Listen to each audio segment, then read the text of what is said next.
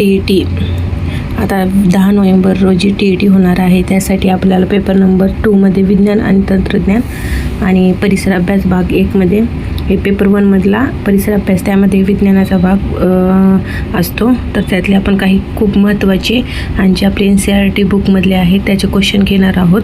नक्की हा व्हिडिओ पाहावा. अशा प्रकारे TETच्या संदर्भात सर्व व्हिडिओ या माझ्या चॅनलवर तुम्हाला भेटते. त्यामुळे माझ्या चॅनलला सबस्क्राईब करा, लाईक करा, शेअर करा, जेणेकरून तुम्हाला व्हिडिओ तुमच्या खूप जणांपर्यंत पोहोचेल. त्याचा जास्तीत जास्त 30 पास होण्यास 100% माझ्या व्हिडिओचा तुम्हाला पुरेपूर उपयोग होईल, ही माझी गॅरंटी आहे. चला तर मग आज आपण सुरू करूया विज्ञानातील काही क्वेश्चन. अशाच प्रकारचे आपण विज्ञानातील बरेचसे क्वेश्चन वेगवेगळ्या व्हिडिओमधून आपण तुमच्यापर्यंत पाठवणार आहेत. त्याच्यामुळे कमी वेळेत जास्तीत जास्त माहिती मिळवण्यासाठी आपण हा हेतू आहे, जेणेकरून तुम्ही TET सहजरित्या पास होताल. चला आता जास्तीचं बोलणार नाही मी, आपण प्रश्नाला सुरुवात करूया. तर पहिला क्वेश्चन काय आहे? रसायनशास्त्राचा शास्त्र म्हणून विचार करणारा पहिला शास्त्रज्ञ कोण आहे? तो कोण आहे? रॉबर्ट बाईल हा आहे. प्रश्न दुसरा, प्रत्येक पदार्थ हा अतिसूक्ष्म कणांनी बनलेला असतो. ही कल्पना प्रथम डॅश या प्राचीन भारतीय शास्त्रज्ञानेच जगासमोर ठेवली आहे. तर कोणी ठेवलेली आहे? याचं बरोबर उत्तर आहे कणाद. आयोडीनच्या द्रावणात स्ट्रॉचेचे 2 थेंब टाकले असता आयोडीनचा द्रावण डॅश रंगाचा होईल.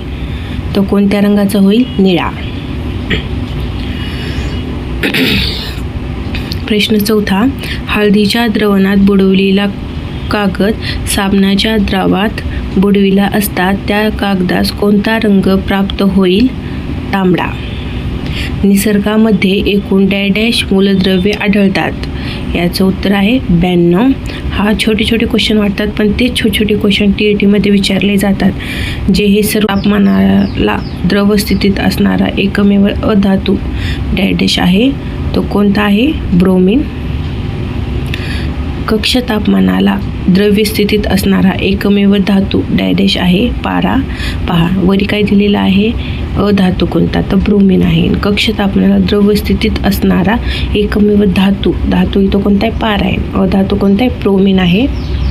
प्रश्न 8वा, पाणी आणि संयुगातून हायड्रोजन आणि ऑक्सिजन यांच्या अणूंचे प्रमाण 2:1 असते, परंतु त्यांच्या वजनी प्रमाणाचा विचार केला असता हेच प्रमाण डॅश असते. 1:8. म्हणजे अणूचे प्रमाण कसे असते? 2:1 असते, पण वजनी प्रमाणानुसार त्याचे प्रमाण काय असतं? 1:8 असतं. प्रश्न क्रमांक 9, रसायनशास्त्रज्ञांना आत्तापर्यंत कृत्रिमरित्या एकूण डॅश इतके मूलद्रव्य बनविण्यात यश प्राप्त झाले आहे. तर याचं उत्तर आहे 15. म्हणजे एकूण कृत्रिम जे मूलद्रव्य आहेत ते किती आहेत? एकूण 15 आहेत. क्लोरीन या धातूचा रंग डॅश असतो. पोपटी.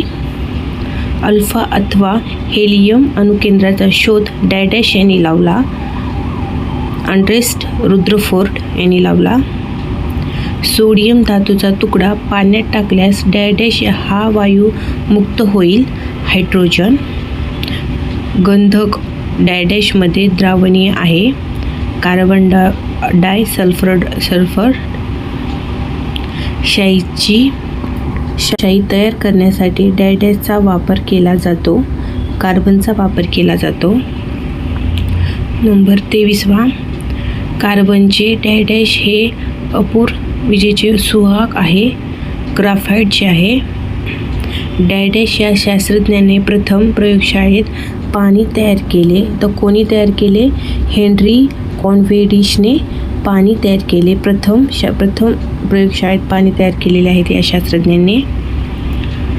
25वा क्वेश्चन आहे, 2 द्रव पदार्थाच्या मिश्रणातील घटक भागांशी ऊर्ध्वपातनाने वेगण्यासाठी त्यांच्या उत्कलनात बिंदूमध्ये किमान डॅश इतका फरक असणे आवश्यक असते. तर किती असते? 20°C.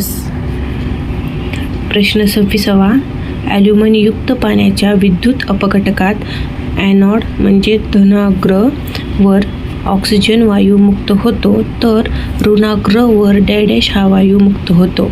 तर कोणता होता? हायड्रोजन होतो. धनाग्र असलं तर ऑक्सिजन वायू मुक्त होतो आणि ऋणाग्र असलं तर हायड्रोजन हा वायू मुक्त होतो.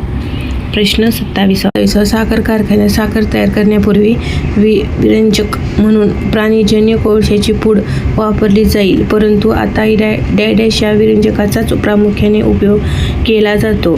Sulphur dioxide. प्रश्न 28. जलचर पाण्यात श्वसन करू शकतात कारण पाण्यात -% ऑक्सिजन विरघळलेल्या स्थितीत असतो.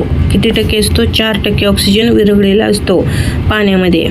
त्याच्यामुळे जलचर प्राणी श्वसन करू शकतात. किती टक्के? 4%. 29. वेल्डिंगसाठी वापरण्यात येणाऱ्या ॲक्सिडेंटली मिश्रण वायूच्या ज्योतीचे तापमान सुमारे डॅश इतके असते. तर किती असते? 3.00 अंश सेल्सिअस असते. क्वेश्चन 3. पाण्यातील जंतू मारण्यासाठी पाणी फवाऱ्याच्या रूपाने हवेत उडविले जाते. या क्रियेस डॅश असे म्हणतात? एरिएशन. काय बोलतात? एरिएशन असे बोलतात. बूल देण्यासाठी याचे मिश्रण वापरतात. ऑक्सिजन व नायट्रस ऑक्साईड्स. अग्निबाणात इंधन म्हणून डॅश वापरतात. द्रवरूप हायड्रोजन.